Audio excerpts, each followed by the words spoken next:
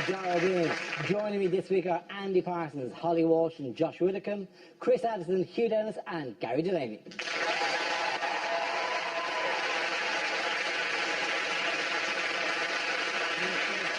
We start with a round called If This Is the Answer, What Is the Question? On the board are 6 categories. Holly, which category would you like? Politics, please. No problem. No, politics is the category. Let's have a look at the answer. 11.5 billion. What is the question? What is the amount I stand to win if the new royal baby is called Trevor? Is it how many laxatives is Nigella Lawson going to put in her husband's next cake? Is it how many words are there in an iTunes terms and conditions update? Is it how much of their pickles department agreed to cut from their biscuit budget? How many times does Berlusconi have to be found guilty before he actually goes to jail?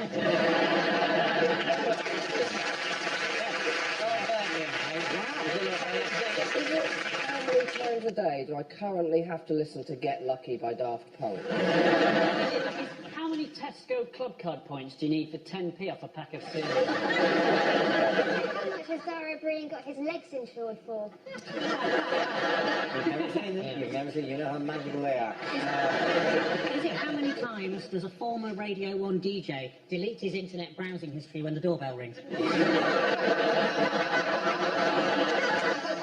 How many Ferrero Rocher has Julian Assange eaten in the last year?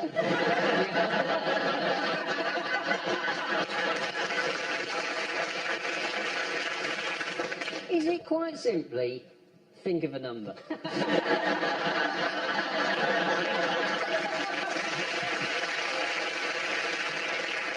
No. Do they have the correct answer? Yes. How much money does George Osborne want the government departments to cut in the spending review? Absolutely right. Thank you very much for your time. Yes, the question I was looking for is, how much money has Chancellor George Osborne agreed to cut from government departments in his latest spending review?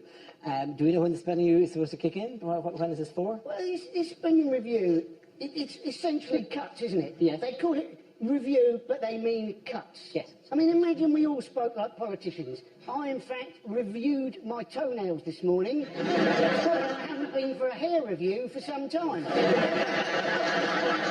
The departments are all fighting about it, aren't they? Yes, they are. They're fighting, and some departments have done worse than others. The MOD have got off quite lightly, but that's quite understandable. It's very difficult to negotiate with the MOD, because they've got guns. I did think it's walk in and just put them on the table. Or spin them. That would be particularly aggressive. Oh, I'm quite happy to negotiate it. Yeah. Pick a number. And the other departments got off really lightly. I mean, nothing happened yet again to the Ministry of Sound. And seeing their Christmas party last year, it was massive. I think they're not kind of thinking it through. There's easy ways to save money. I was a student. That's who you go to. Like, I just think Osborne would make a massive bolognese. That'll get you through for like a year. I think Britain would save a lot of money if, say, we just got really drunk before we went out. That saves you a lot of money. And, like, if he just gave us his Orange Wednesdays code, that would save us a lot of money. Did you see the cartoon that George Osborne voiced about this to explain what the cuts will involve? Is it Tory Story?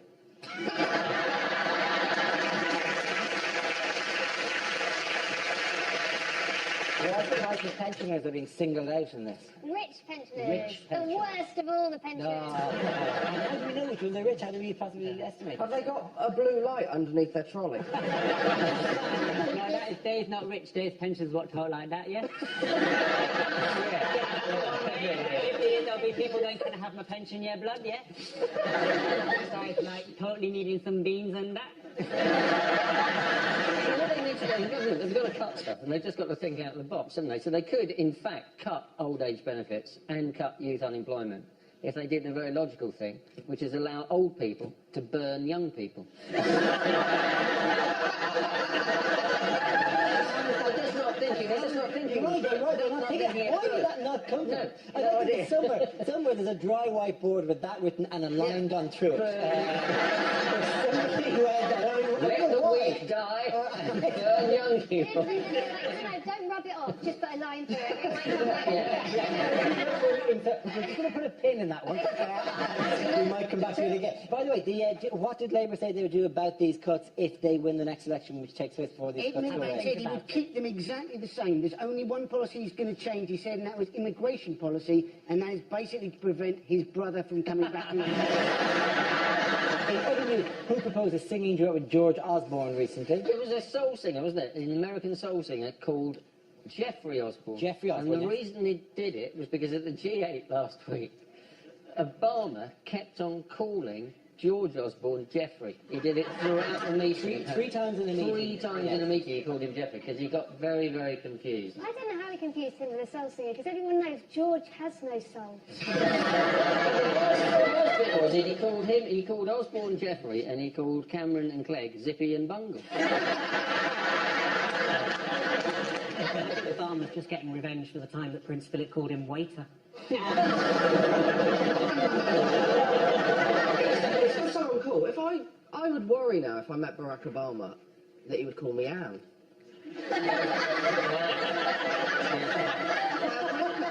I look like Anne Widdicombe. No. No, it's not because he looked like him either. I'm going to presume that Obama didn't actually think it was Jeffrey Osborne. May I also say congratulations to Jeffrey Osborne after his 1982 hit On the Wings of Love. How well he's reinvented himself in the last 20 years. Right? It's not a facial resistance at his part. Obama always gets confused. Do you reckon for his first term he thought Hillary Clinton owned a card company and Gaddafi was a duck? I think Obama probably just walked into that room of people and said, "I'm sorry, you just all look the same to me."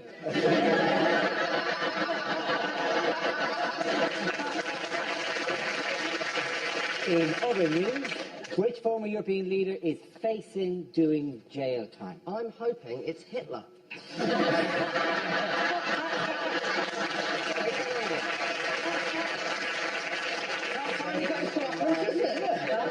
That'll show him. That'll stop his clock. Yeah, he'll learn his lesson then, won't he? A couple of months in choky.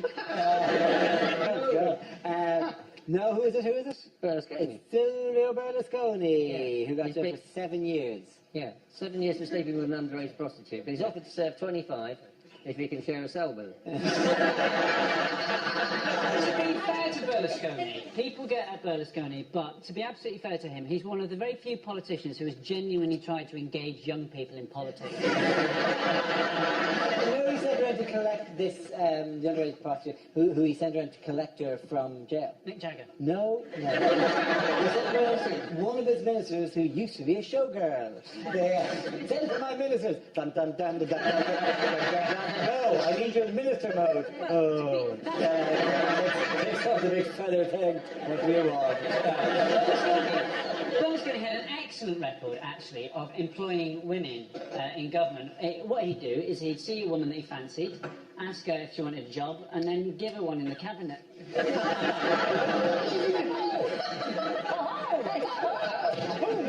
There are we. I don't think he's ready for the sort of bunga parties they're going to have in prison.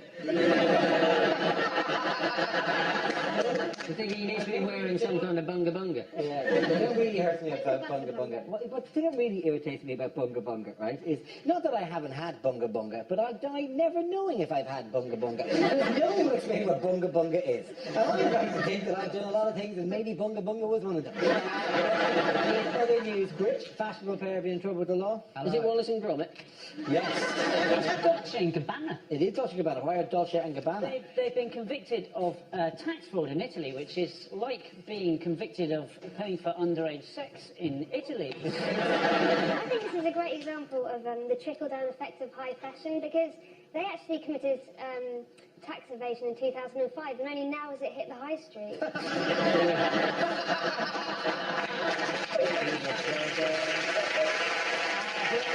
The points for the Josh, Holly and Andy. Our next round is called Newsreel. We play in a recent piece of footage featuring people in the news and ask you to suggest what might be being said. This week's clip features David Cameron. Oh, I love being out and about campaigning. It's a chance for us to get to know genuine voters on the doorstep and find out what they think about our policies. So tell me, sir, what do you feel about gay marriage? What do you? Piss off.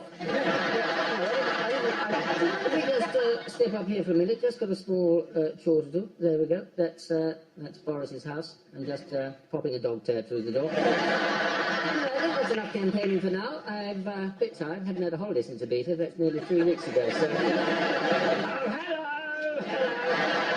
Yeah, it's good, isn't it? This is a chance for me to show that I'm not a geek. Yeah, that's right, David. Hey, sorry.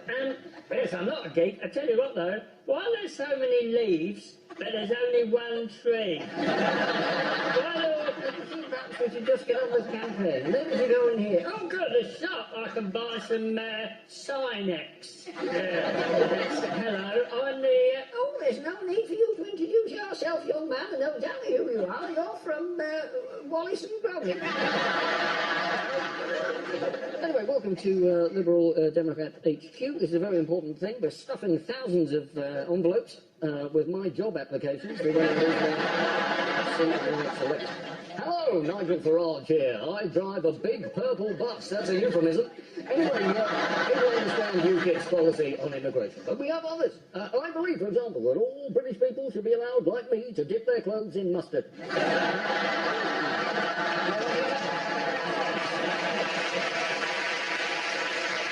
Now we play a round called Wheel I Am.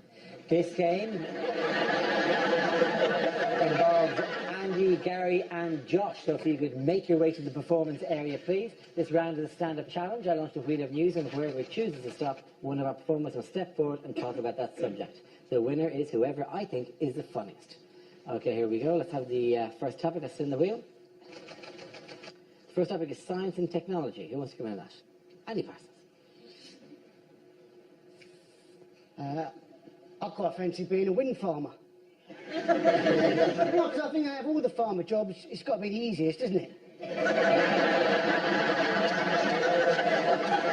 know, cock crows, wake up, out of bed, check the wind's blowing, yes it is, brilliant, back to bed again.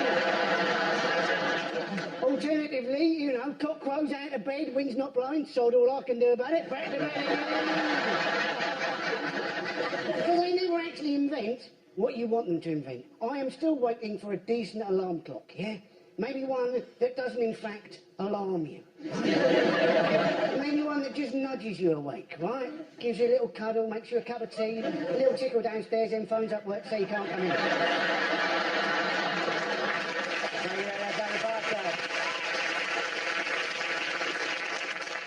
Okay, the next subject, please. Our next subject is charity. Let's go. Joshua.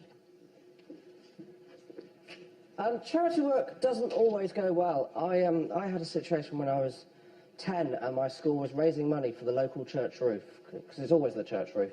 I don't know what the problem is with church roofs. Well, they're spending the money elsewhere. You're going, yeah, well, the roof's ruined, but we've just installed a hot tub, so we'll praise the Lord in there. We all had to do different things, and me and my best friend Thomas decided what we were going to do. We were going to walk the 3 miles to our nearest market town, wearing Wellington boots full of custard. Right? We thought this would be good. It would have been good, but for one small issue, which was when preparing the custard for the Wellington boot, my mum didn't think that we might want it served at a lower temperature. You serve it on an apple crumble. So you know, there are a few things in your life more terrifying than looking at your Wellington boots and seeing them steaming at the entrance to stars in their eyes. So I'm not putting my foot in there, that's boiling hot. Mum said, isn't that the challenge? No, that is not the challenge. Don't if you ever put your foot in a Wellington boot of boiling hot custard. A few of you might have. It's similar to a hot bath. With a hot bath, it goes something like this. It goes, that is too hot. With a Wellington boot of boiling hot custard, more like this. That is too hot. And suctioned on. Medieval torture devised by the Chuckle Brothers. This is doubly humiliating, because I've had to go in 3 times to break the skin on the custard. Thank you very much, Josh Widdicombe. Okay, that leaves us with Gary. Let's see what topic you've been left. Let's spin the wheel. And the topic is education. One time at school I lost my thesaurus. I couldn't find the words to describe how upset I was.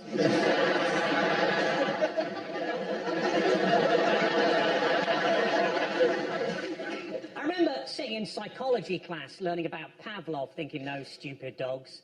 And then the bell went and we all had lunch. I'm sitting at home, this guy knocks on my door. Have you ever considered an alternative energy supplier? I'm like, no, I'm quite happy with food.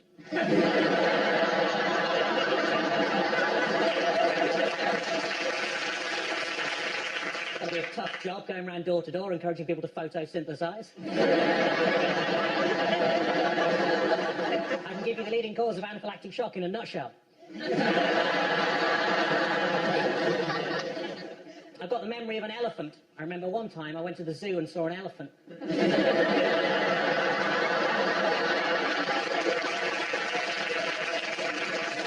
My nan recently claimed that she once gave a hand job to Albert Einstein. What a stroke of genius. Technically, shoplifting from the Apple store only counts as scrumping. Sex education lessons at our school were pretty weird. The teacher made us shout out rude words to get out of our system, like bum, willy, cocks, and we had to carry on doing that until he came. Thank you very much, Delaney. Thank you for everything. Well done, Columba.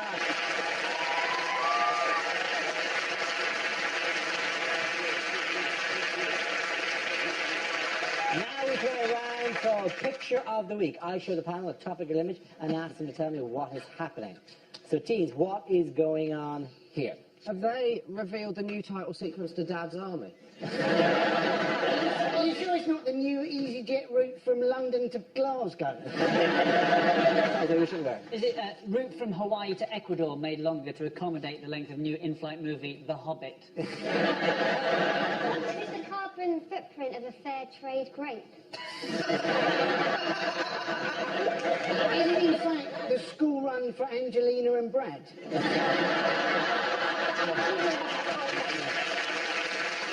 Is it the new route for stacking over Heathrow? Is it places EasyJet consider as London? Anyone correct answer? Is this an American estimating where Europe is?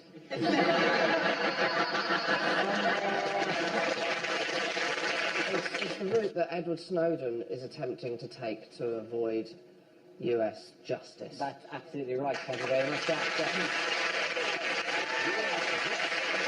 This is the escape route that whistleblower Edward Snowden planned to take after he left the United States. Snowden first flew from his home in Hawaii to Hong Kong, where he leaked secrets before escaping to Moscow. He was then due to fly into Ecuador via Havana, but at the time of this recording, he's still in the transit area of Moscow airport. Mentally, you should all be transported to a man sitting on one of those blue chairs. Bing bong, Havana, bing bong. He's sitting there, just, you know. Just him and a lot of people in trench coats and trilbies. Newspapers with high holes cut. Bing bong. I don't know, they're kind of struggling to catch him as he comes off the plane. I've got a plan. Have they tried standing there with a board with Edward Snowden written on it? Just standing there? He said he was relieved to land in Moscow, but then he was flying Aeroflot. So I should imagine everybody was relieved. John, I flew Aeroflot once from, when I was a student, I flew Aeroflot from Beijing to Moscow. And I sat next to a bloke who had a mole, and he had a hair growing out of his mole, which was brushing against my face. If you had to flee, if you did actually reveal things, where would you, you know, it's very difficult to find where you could go, but if you were to lie low... Devon. Leicester. Devon. Leicester. No one would ever look for you in Leicester. See, I love that. I love that. Let's face it, Richard III, he was there for ages.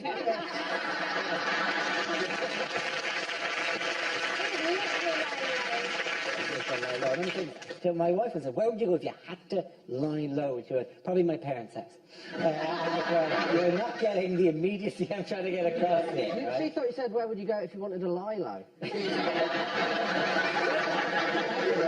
No, ladies and gentlemen, the flight that he was supposed to take, you know what seat he was in? 17A. Yes, he was 17. See, that's Aeroflot seat 17A, that he's supposed to be there. Did he sit next to a man with a massive mole and a hair growing out? He is the massive mole.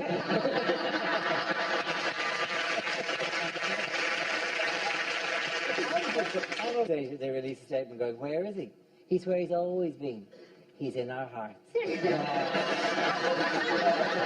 More like India, like, because he crosses the world all the time. Nobody's ever seen him. He's there, like whatever. And anything you write, any letter you write, he gets to read. He's Santa Claus. Would we all be leaving mince pies out for him? Is that how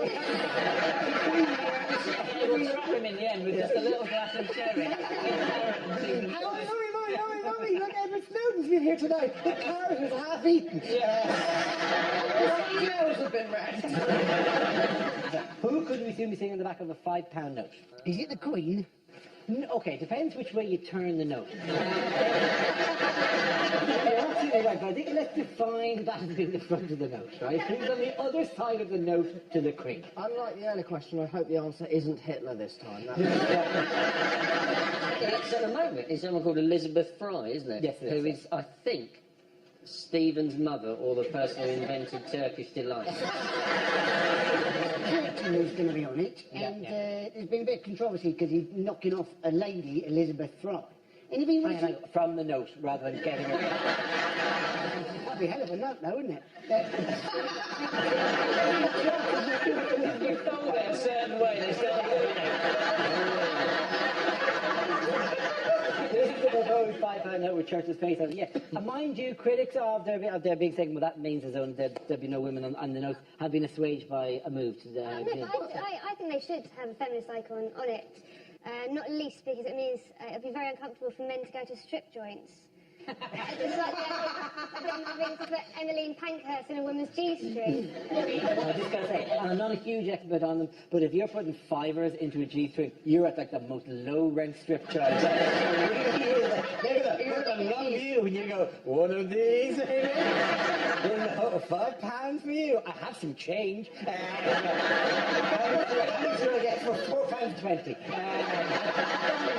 Did you think they have to have a woman on the £5 note? Because if they put one on the next one up, she'd become known as the tenner lady.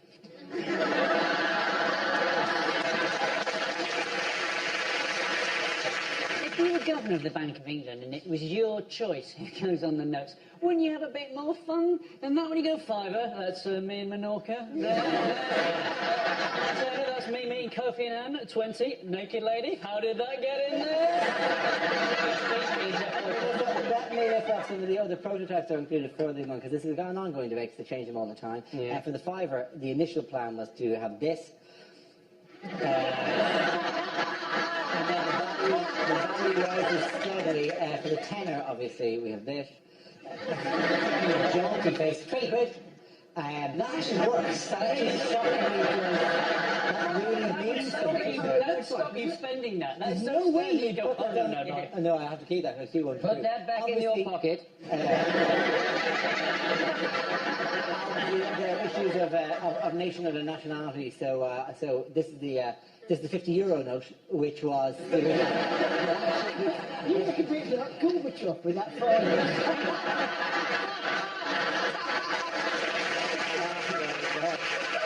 At the end of that round, the points for the Jack, Holly and Andy.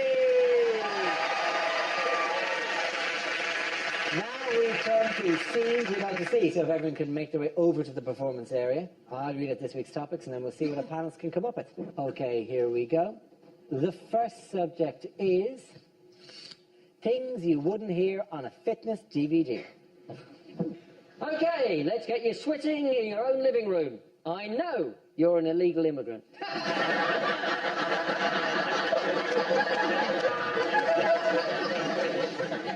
Today we're going to work on our 3 problem areas. That's bums, tums, and Afghanistan.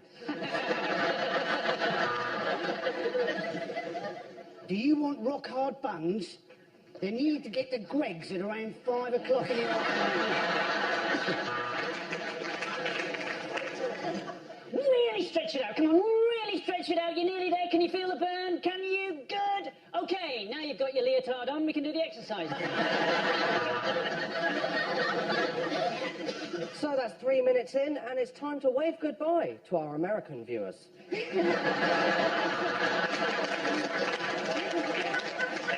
Hi, I'm Il McPherson, and welcome to Wankercise.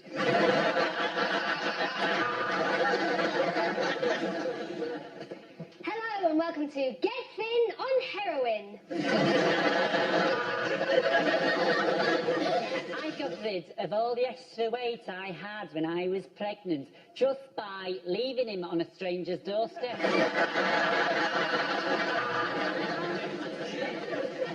If you find weights really boring, do what I do. Don't wait.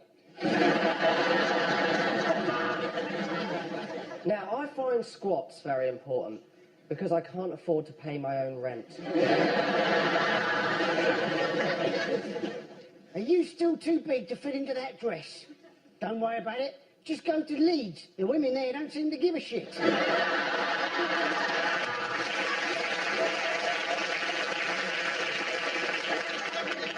And now I can completely fit into the bikini. Of course, sometimes my cock flops out.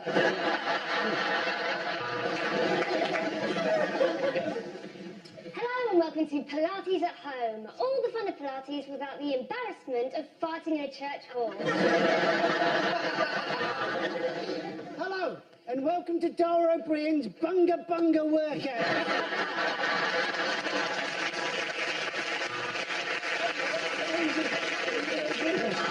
Okay, the next topic is unlikely things for a vet to say. Of course your monkey's got diabetes. You've been feeding him Cocoa Pops for 20 years.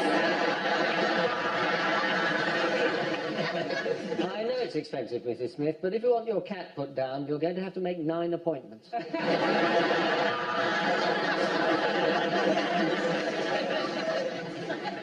No, I'm afraid Timmy won't be coming out of hibernation soon, and that's because he's not actually a tortoise, he's a Freybentos pie. So what I'm going to do is I'm going to cut open the stomach of your Rottweiler, and hopefully I'll have both of us out of here in no time.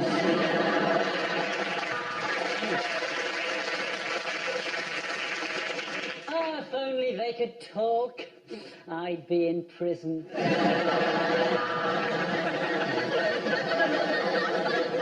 The bad news is we've had to chop off one of Fido's legs, but the good news is you put roller skates on him, that's 3 million hits on YouTube right there. You're right, Mrs. Thomas. This is the first beaver I've seen. Now, what pet have you brought in?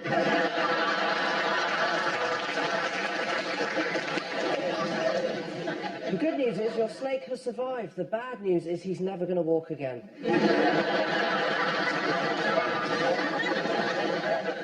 Well, sir, if you think this treatment is too expensive, I suggest you get your meerkat to find somewhere cheaper.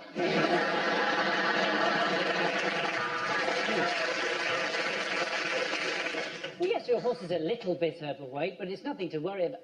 Oh, it's a dog.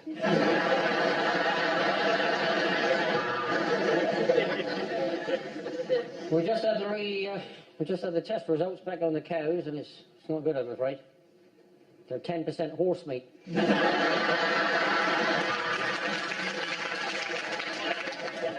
I'm afraid it's dead, Mr. Forsyth, but I would say maybe you shouldn't have kept it on your head for so long.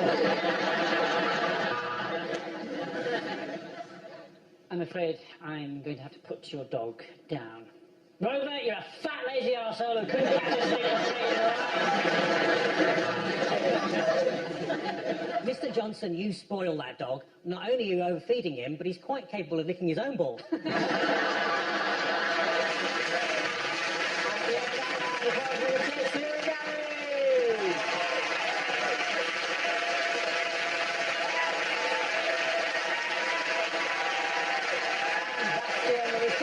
This week's winners are Josh Widdicombe, Harry Walsh and Parsons.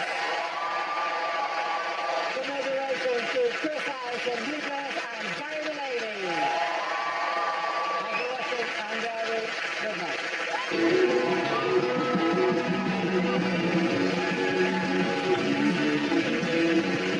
Well, the week returns next Thursday at 10 with guests Milton James, Ed Byrne and Edward Liddell.